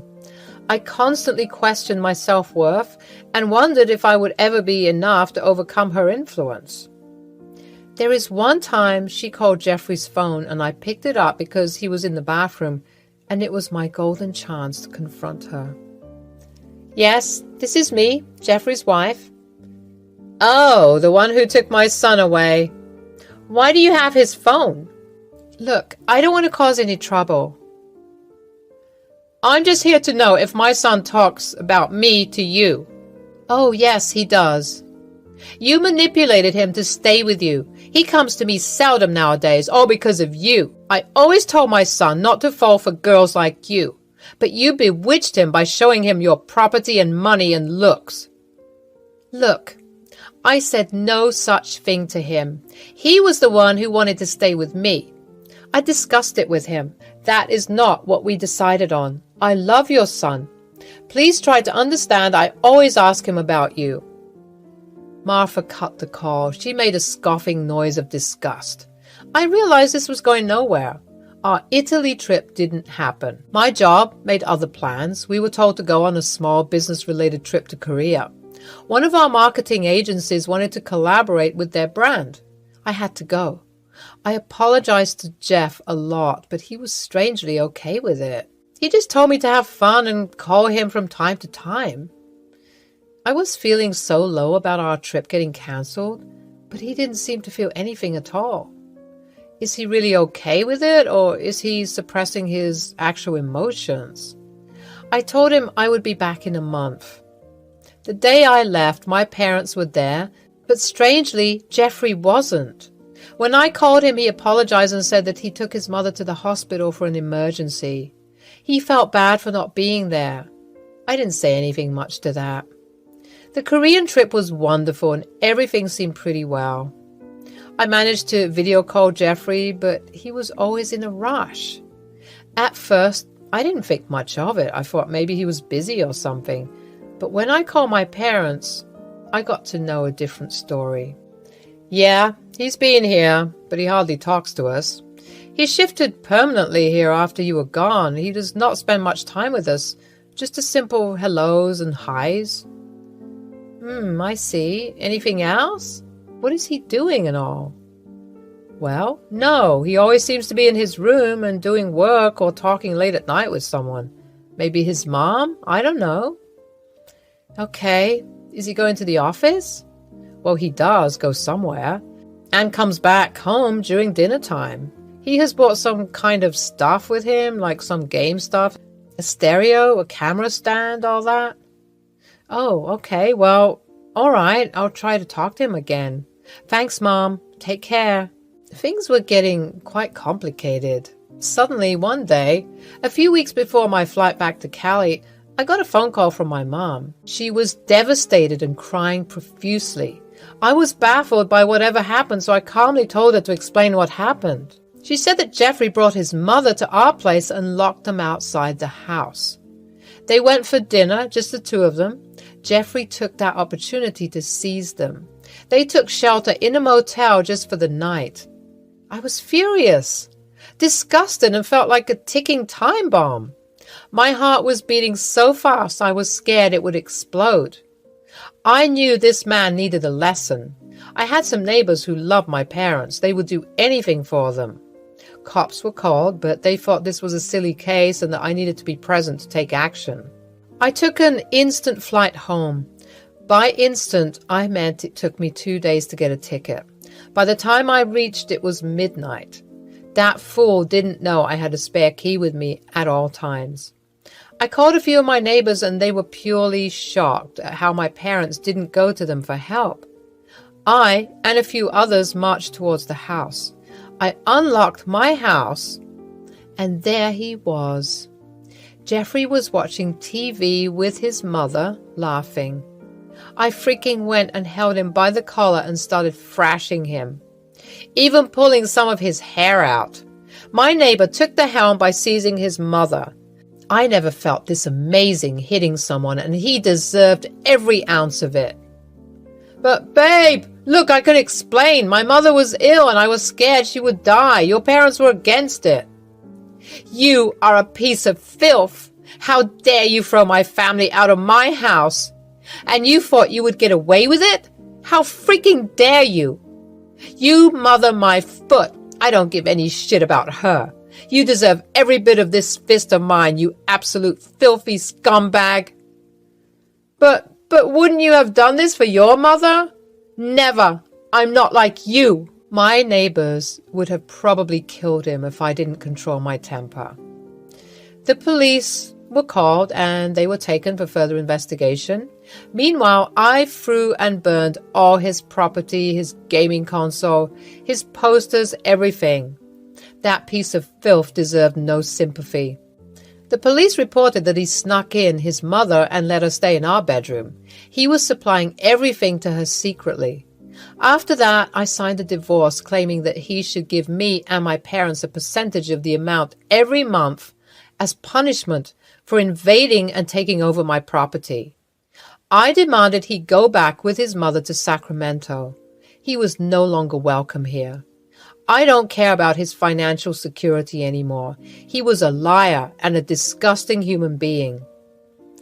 I installed surveillance cameras everywhere and strengthened the security so that there is no way he can do anything fishy. Well, ever since that, I made sure whoever I meet gave me full clarity about themselves before I planned to go ahead with it any further. I even changed my job and got myself a work-from-home job. So that's good. I can keep an eye on everything until things settle down a bit. My family is fine now, and we are doing okay. We're happy for the time being, and I learned a big lesson. Hello, my friends. I'm Natalie, and I live in LA with my husband. I have a daughter who's 26. She recently got married, but it was a total drama. I'm just glad she could finally settle well. Victor, her husband, is a nice guy, and I'm sure he'll keep her well. I had an ex-husband who works in a corporate office. I was already working at a local pharmacy when he got that job. He was always this very nonchalant kind of guy. He was like the typical man, and I was like the typical woman. We fell in love like idiots and then got married. Our marriage became more and more mundane as days went by. He would often go to work early in the morning, come back, have small talk, then go to sleep. I don't understand why people like this want to get married in the first place. There wasn't any in-between in our relationship. Everything was extreme. Either he would love to bomb me with parties and gifts, or he would give me a cold shoulder for the rest of the day. I was expecting a typical love marriage that starts fresh and wanes as you get used to it, but I didn't expect the intensity. When Robert and I tried for a baby, I was having lots of complications. It ended up in miscarriage twice. When we showed the doctor, he said that Robert had an untreated problem that his parents neglected. That turned him sterile. I was not hurt, but Robert couldn't take this information. He thought that the doctor stripped his manhood right in front of his wife. He left the clinic angrily. When I reached home, I saw he wasn't there. He came late at night. "Where the hell were you?" "I was with James and Kobe." "And why exactly? 'Cause you were mad at what the doctor said? Are you a child, Robert?" "Don't bring that shit up. I don't care what he says. We will keep trying, okay?" "Are you insane? I had gone through enough pain. I can't go through this again, please." Then what the heck do you ask from me, woman? I'm requesting you to think of other possibilities. We can always IVF or adopt. There's a beautiful orphanage place around this area. I saw it while going out for a walk. We can go together. Do you even hear yourself? You want someone else's sperm inside you? The baby might not even look like me, and speaking of orphanage, I don't want someone else's child as mine. We don't even know how they would end up. That is utter nonsense. Rather, I say, let's take a break and try again. How pathetic. And you took a vow for me? You are hilarious. When you said you loved me, you probably lied on my face. You know what? You are sleeping on the couch tonight. I shut the conversation and went up to our room and slammed the door. I can't believe Robert had such a poor way of thinking. When we first met, he never really showed this part of him. If he did, I would have thought otherwise. I always believed that marriage was supposed to bring happiness and fulfillment, but my own experience with Robert shattered those expectations. We were then married for 3 years, and despite the odds we shared, a dark cloud always hung over our relationship. The pain of infertility had become an insurmountable barrier between us, casting a shadow on our dreams of starting a family together. Robert was still hell-bent on not adopting or getting an IVF. This gradually eroded my happiness. I yearned for the joy of motherhood, the laughter of children echoing through our home. Are you going on another trip? Didn't you say this was your last? I need to clear my head, dear. Why don't you go to your mother's too for a while? Maybe a woman talk might help you think rationally. Plus, you need a break from all this. And where are you going this time? Plan for the Maldives. A friend of my close colleague has a nice hotel and invited him and his friends to visit. So I booked a ticket. I hit the jackpot in this one. He said he would pay for everything. All I needed to do was spend on the extras that were not under the hotel's vigilance. I see. Well, did you ever consider that your wife might need a freaking trip too? Robert glanced at me slightly. His fork came to a halt. His eyes sharply observed the table. Where's the salt? The pasta isn't salted. Can you give me some?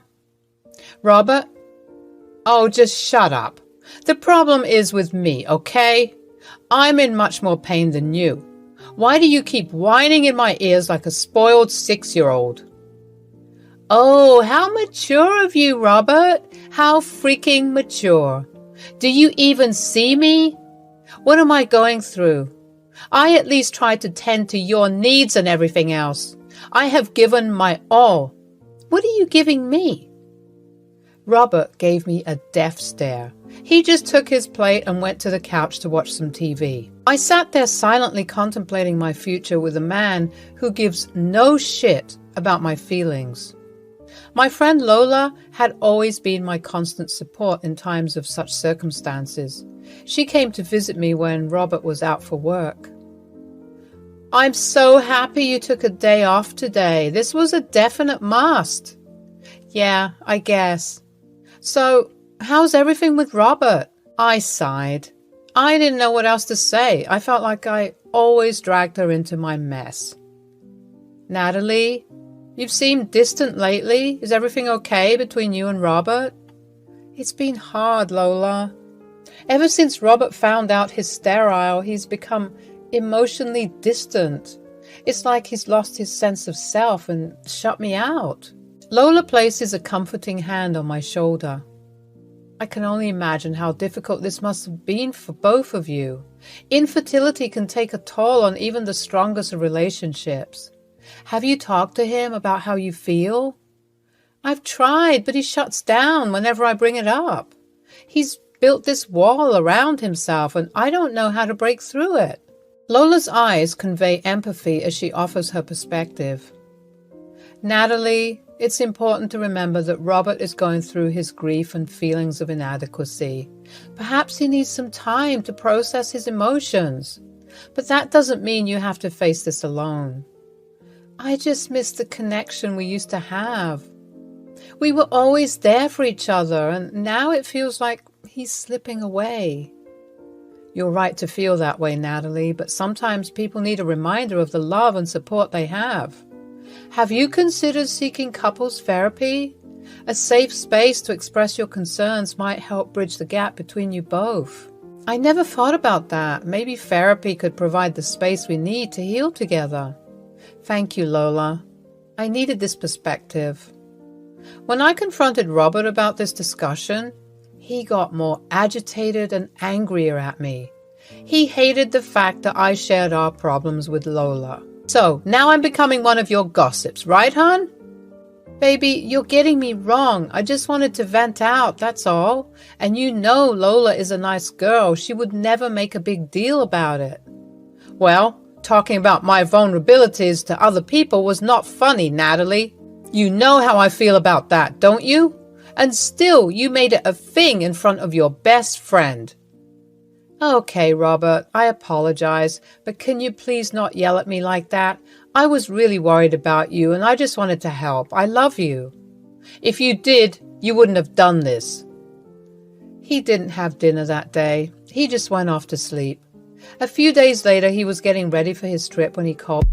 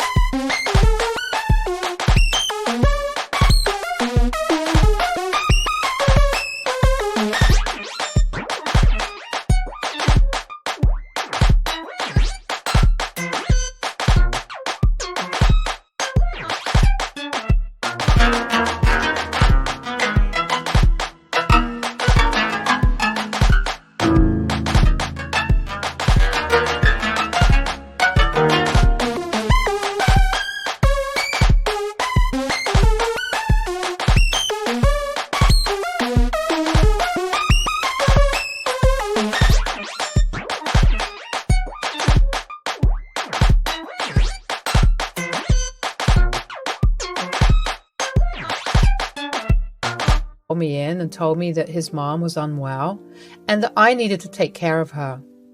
We had 2 bedrooms. He wanted to share the guest one with his mom. I was not upset about it. I just told him that it would be difficult for me to do everything since I had a job too. Well, keep a nanny then. That would be an extra cost, you know that. Then who will take care of my mother? Just don't worry about the money, Natalie. I will provide it too. But that never really happened. Robert was to be shifted to a new office in New York. He said he would call me and visit me now and then, but I could feel like our marriage was getting over. I wanted to spend a proper date with him that night. I took him out for dinner and had great food. We had fun, as one would normally do, but we also felt strained. After a few days, he left me. His mother started living with me. She was really old, but had one heck of an attitude. She was giving the nanny a hard time. Sometimes she would not eat. Sometimes when she did eat, she pretended to be sick. There were so many false scares that I had to take care of. I was getting tired of this. I wanted a break, like a real one. So I decided to go clubbing. That's where I met Louis. I never thought I would find myself caught in the web of an extramarital affair, but life has a way of surprising us with its twists and turns. It was a breezy evening when I first met Louis. We were both attending the same club, and from the moment our eyes met, an inexplicable connection sparked between us. He possessed a magnetism that drew me in, and as the night progressed, our conversations became deeper and more intimate. I found solace in Lewis's presence, a refuge from the mundane routine of my married life with Robert. Our conversations were filled with shared dreams, hopes, and a level of understanding I had never experienced before. Lewis made me feel seen, desired, and alive in a way that had long been absent from my marriage. Why are you still with him? You are stunning, Natalie, and you deserve someone who knows how to adore that personality. Your husband sounds like a total douchebag. No offense. I don't know. Maybe it's because I love him a lot, or maybe I think I still love him. I mean, understand that he is going through a lot, but he should know he's not going through this alone. I'm here, and I have never for once forced him into anything. He doesn't like the sound of IVF or adoption, but I don't get it. What's so wrong with seeking a different alternative? Damn, his personality screams insecure. Well, some guys just don't like considering their partners as equals. You tell me, when was the last time he made any effort for you? Like you told me he goes on frequent trips, right? Did he ever invite you to any one of them? Well, see, that says a lot, Natalie. I'm not here to encourage you to leave him. I am here to tell you that maybe it's time you stop fighting for something that is not worth it. If I were in your place, I would ditch him then and there. It's not as simple as you think, Lewis. His mother is involved now. I have to take care of her. Oh, I hate this. Why me? Hey, you were in a club, right? Just have fun as long as you're here. Don't worry about it. I want us to have a good time, and guess what? I have the perfect idea. I have my car. Let's go for a midnight drive. Like, really? Are you sure? Yeah, your nanny's taking care of your mom, so you don't have a curfew. You can come along with me, and we will have some disgusting fast food, lie under the stars, and talk. Sounds good? Cute. I don't mind at all. As time went on, our encounters became more frequent, our stolen moments filled with giggles and whispered confessions. The affair became a dangerous dance, a delicate balance between the guilt that gnawed at my conscience and the intoxicating allure of forbidden love. The clandestine nature of our relationship only added to its allure. We met in secret locations, hidden away from prying eyes, and each encounter left me craving more. The guilt weighed heavily on me. Yet I was unable to resist the magnetic pull that drew me closer to Lewis. But as the days turned into weeks, the realization of the consequences began to sink in, especially when Robert video called me. The guilt I carried like a heavy burden started to seep into every aspect of my life. I saw the pain in Robert's eyes, the growing distance between us, and the erosion of the trust we had once held so dear. I wanted to confront him about it, and I want to put an end to this. I was ready to tell him that I want us to remain friends, nothing more. But the moment I entered his apartment, I was in awe. He looked like such a gentleman, smelling of light fragrance, hair pushed back. I swooned to his charm. He welcomed me with a warm smile. We were talking and having a few drinks along with it. I don't know how or when, but I ended up kissing him, and that was it. I ended up in a disaster. I completely cut off Lewis after that night. He called me multiple times, but I didn't have the nerve to face him.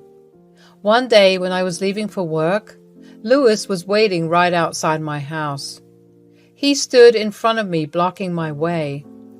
Please, Natalie, I'm sorry, I got carried away, and I know what a big mistake I made.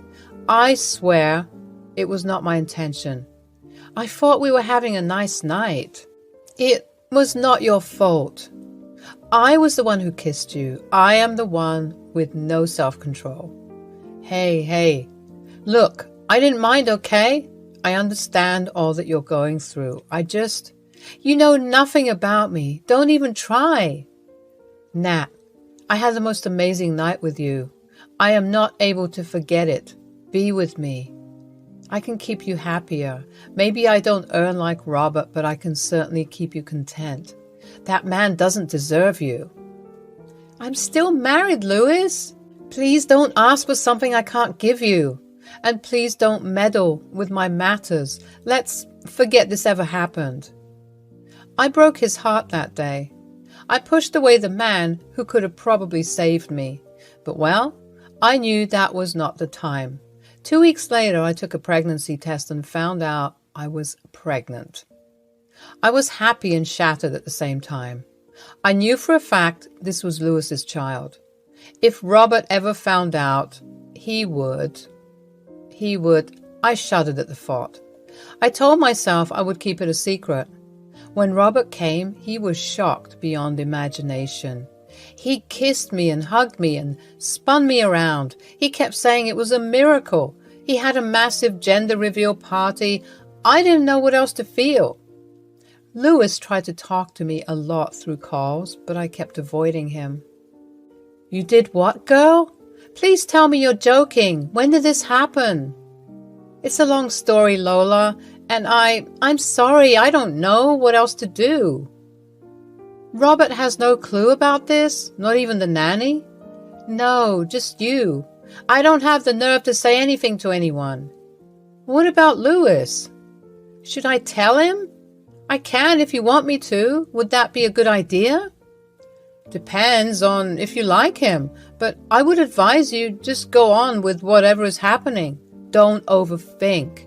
There is always a right time for everything. For now, keep it a secret. Years go by. Our daughter grows up unaware of everything. She has always known Robert to be her father. Robert doesn't change much. He was just getting older. His personality was still the same. He would only talk to Josie and sometimes make fun of me in front of her.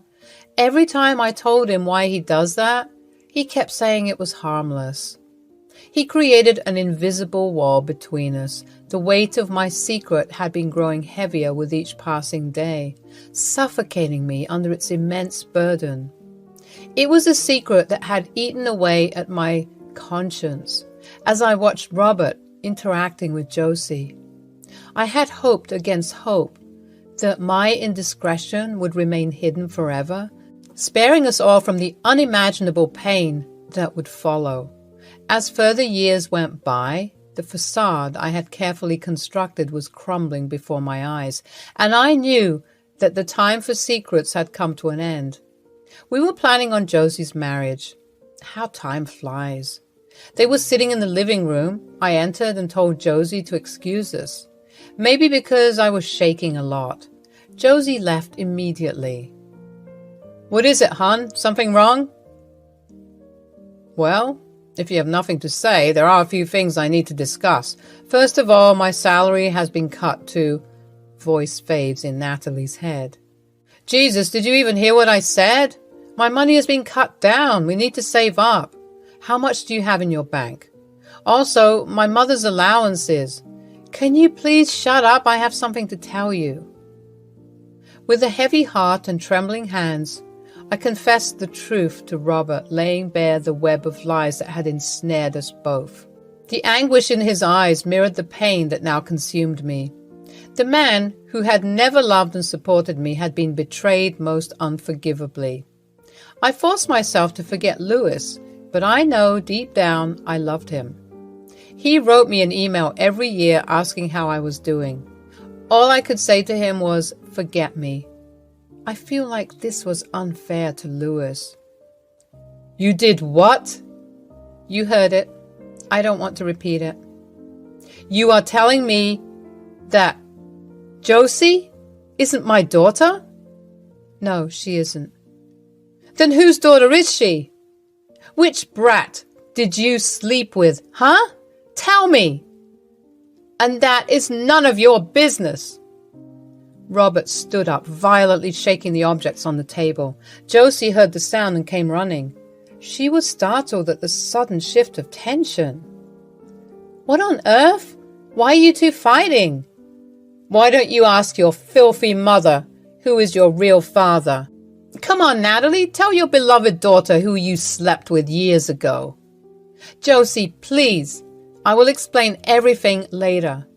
No, you will explain everything sentence by sentence, and I want her to witness what a filthy mother you are. Dad, please. Stop saying things to her like that. I want things to be settled at peace. I'm getting extremely confused and stressed right now. First tell me, why did you do this? Why did you cheat on me? You were a shitty husband to me. All those years you were nothing but a self-righteous, arrogant, unsupportive, egoistic, and unsympathetic man. All you did was protect your pride. But look where that ended up. You know what? I don't regret a single thing I did. He was twice the man you could ever be. Robert was so enraged. He wanted to lunge at me. But the nanny and Josie both defended me. Ultimately, he left the house with a burst of anger. The next day, he sent an email writing that he won't fund anything for Josie's wedding, and he wouldn't want to be present. I was feeling extremely bad for Josie, but I knew that I have the willpower to make this a success. I couldn't hold it anymore. I contacted Louis. I told him everything. I made some simple arrangements. I knew how to give this man a lesson. After a week, I called Robert. Why the hell are you calling me? I've already told you I am not. Oh no, I just called you to say that I dismissed the nanny. Your mother is probably alone right now, and I have left with my stuff. So the house is freaking yours. Do whatever you want. I just don't give a damn. Wait, what do you mean you left? And what about Mom's allowance? Not my headache anymore. She is a pathetic person anyway. Gave an extremely hard time to the nanny. Plus, all the bills and stuff will be paid by you from now onwards. I am not doing shit. All these years you freaking escaped your marriage and responsibilities. Now, let it come and bite you back. Wait a second, Natalie, honey, please. You know my expenses have gone down? I know. Just like I said, it is none of my business. Goodbye, Robert. I cut the call on his face. The tragic tale ends here. Louis and I met at a pub again, and it was so happy to see him. He was still the same, bubbly, cheery, and romantic. We both planned on Josie's wedding, and it was done at a fantastic location. Though the venue was small and compact, it was still warm and filled with people we genuinely loved. We had a joyous celebration with food, music, dance, and a lot of jumping around. Robert kept calling me. This time, when I cut the call, I felt no guilt whatsoever. I was with my daughter and the man that I love. The most beautiful part was I could reunite Josie with her true father, who walked down the aisle with her.